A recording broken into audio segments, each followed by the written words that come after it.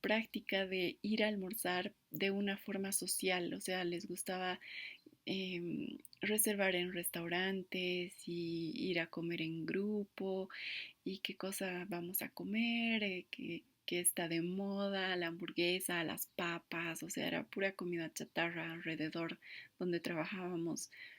Entonces yo me rehusaba a comer comida chatarra y quería además yo cocinar mi propia comida. Entonces, cada vez que era la hora de salida, así ni un minuto más, yo me iba rapidísimo.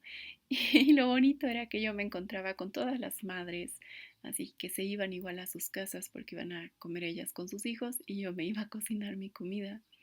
Entonces, esa sensación de sentirse nutrido por uno también puede reflejar esta energía de Demeter, ¿sí? No siempre es el hecho de que nosotros o las madres están dando a otros, que eso es algo muy lindo, si las madres que dan a sus hijos, pero también ponernos a pensar en cómo nosotros nos estamos nutriendo a nosotros mismos y cómo hemos cultivado la energía de la madre, de nutrición, de provisión en nosotros mismos, ¿no? De un cuidado personal.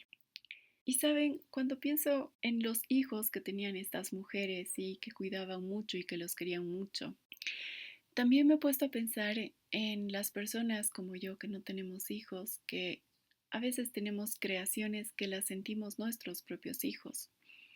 Cuando yo me fui del ministerio, o sea, yo renuncié a ese trabajo y pues lamentablemente lo hice de una manera así bien explosiva y emocional, entonces simplemente renuncié y no tenía un plan B de qué hacer.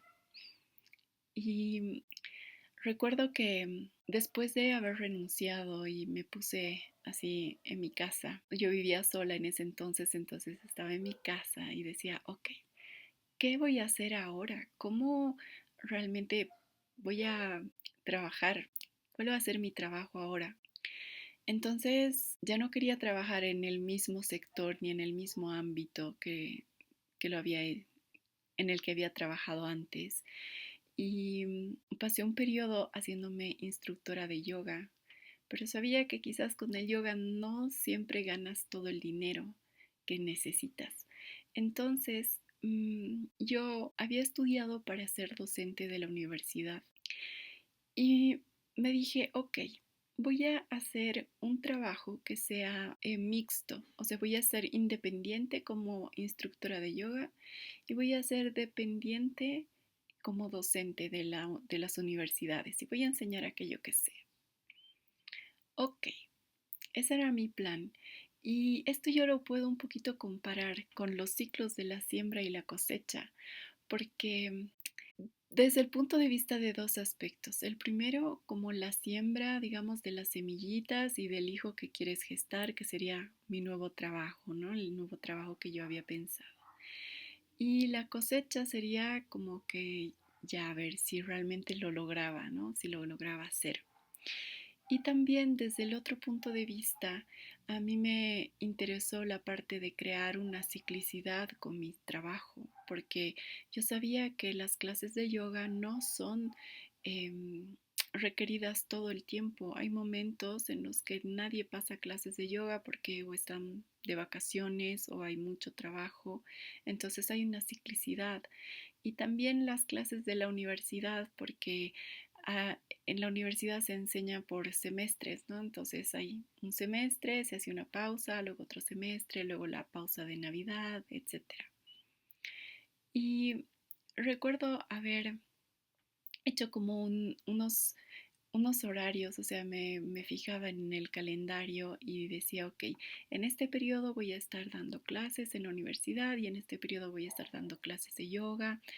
Y se me ocurrió que podía hacer unas barritas energizantes. Entonces decía, ya en este periodo puedo vender las barritas.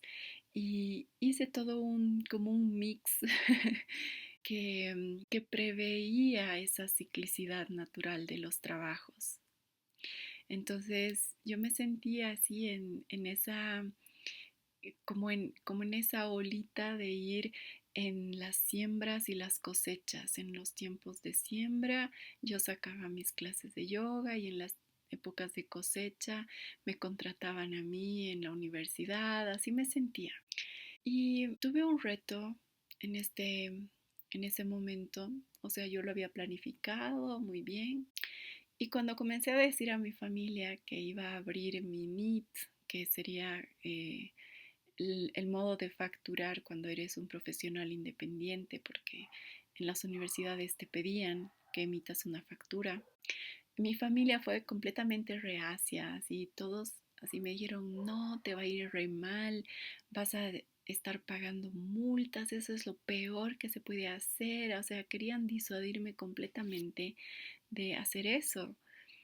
Y saben, yo me sentí como Deméter a quien le habían arrebatado a su hijo, o sea, a Perséfone, a su hija, perdón, y me sentí así como que no, me quieren quitar mi sueño, o sea, yo quiero trabajar de esta manera y cómo es posible y ellos no me están aceptando, o sea, yo todavía como que sentía la necesidad de que me aceptaran, ¿no? Mi plan. Pero recuerdo que eso me hizo dar miedo y dije, ok, o una o la otra, o lo hago o no sé, o sea, voy a tener que estar buscando otros trabajos que ni se me ni se me había pasado por la mente que podía buscar otros trabajos. Entonces dije, ok, voy a ir y voy a abrir mi NEET, a ver qué tal es, ya. Y si me va así como me dicen que voy a pagar un montón de multas, ya ni modo. Entonces, bueno, no ya ni modo, no, pero o sea, va a ser algo así, ya que con lo que tendría que haber lidiado, digamos, ¿no? O sea, como el riesgo. Entonces, el abrir el NEET, o sea, ese día que fui y les dije, no, o sea, quiero abrir mi NEET y porque me quiero registrar, quiero facturar como docente, realmente sentí un miedo, así como, no sé, o sea, no sé cómo explicar, pero era como un miedo, ¿no? Porque mi familia pocos lo habían hecho y todos trabajaban, eran dependientes de empresas, de alguien más. Entonces, yo cuando abrí el NIT, yo me sentí que fui a rescatar a mi guagua, a mi hija, a mi emprendimiento como lo quería hacer.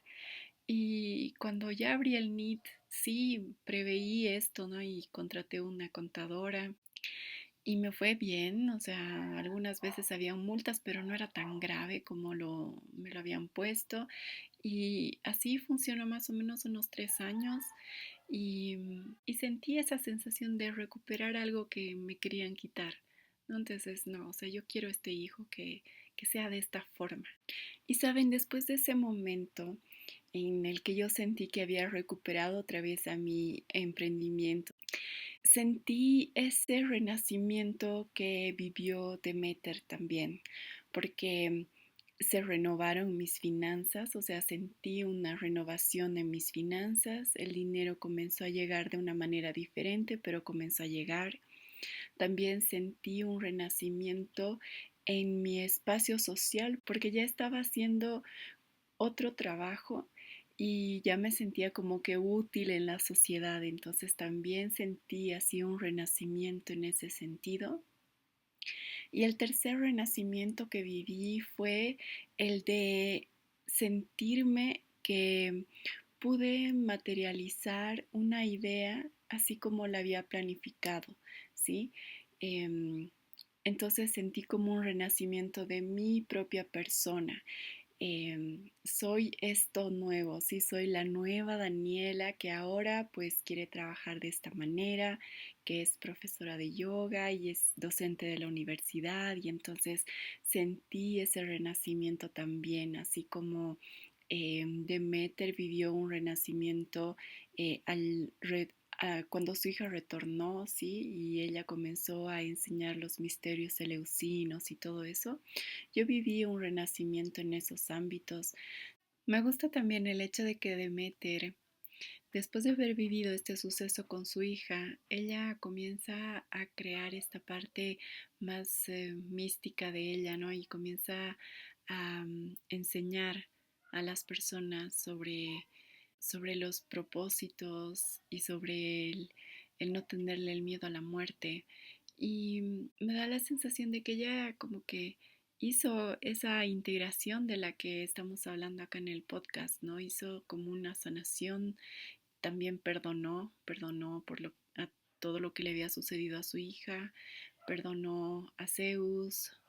Realmente era como capitalizar esa experiencia y hacerla, en vez de una gran pérdida, una gran riqueza, ¿no? Un algo lindo que ella dio a la humanidad también. Este me parece un excelente ejemplo de integración de experiencias, así como estamos analizando acá en el podcast, y yo trato de hacerlo con mis experiencias. También lo podemos ver en el mito de Deméter, cómo ella integra esa experiencia, la sana y la muestra al mundo desde una naturaleza de enseñar algo, ¿sí? Ese sería el episodio de Deméter, que el arquetipo de Deméter analizado acá se haya pues entendido y que invite a la reflexión, que se encuentre muy bien y nos encontramos en el siguiente episodio. Chao, chao.